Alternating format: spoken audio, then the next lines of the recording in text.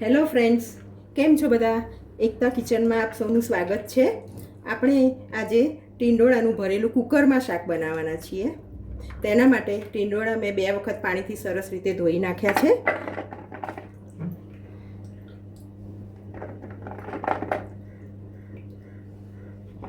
પછી એને વચ્ચેથી કટ લગાવવાના છે, એટલે એમાં સારી રીતે મસાલો ભળી શકે.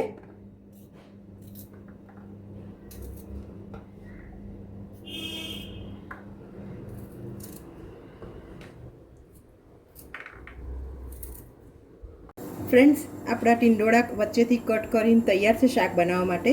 હવે આપણે એમાં નાખવાના ઇન્ગ્રીડિયન્ટ્સ જોઈ લઈશું.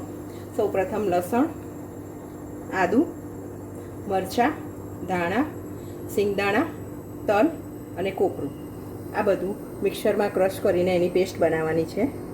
આખા ટીંડોળાનું શાક કુકરમાં બનાવવા માટે એમાં 2 ચમચા તેલ એડ કરીશું. તેલ ગરમ થઈ જાય પછી એમાં રાઈ નાખીશું. રાઈ તતરી જાય એટલે એમાં હિંગ નાખીશું. પછી આપણે જે ટીંડોળા સમાર્યા છે તે નાખી દઈશું.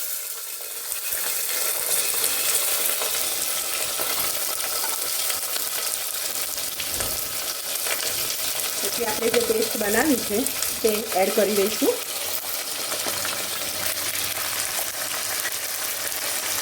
એમાં કોપરાનું ખમણ નાખીશું. તલ નાખીશું ઉપર.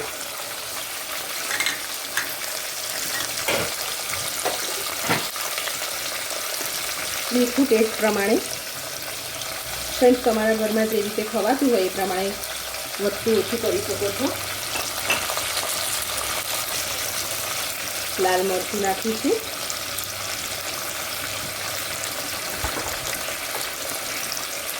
હળદર અડધી ચમચી, ધાણા જીરું 2 ચમચી,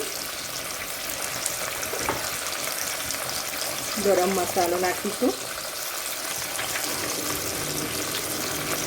ધાણા નાખીશું.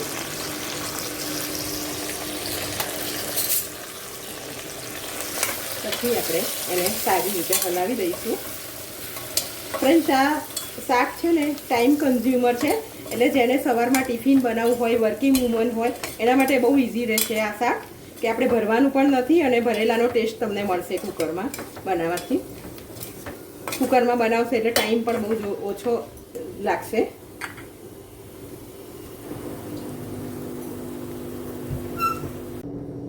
ફ્રેન્ડ્સ, પછી આ શાકમાં 1 ગ્લાસ જેટલું પાણી એડ કરીને કુકરનું ઢાંકણ બંધ કરીને એને 3 વિસલ આવવા દેવાની છે.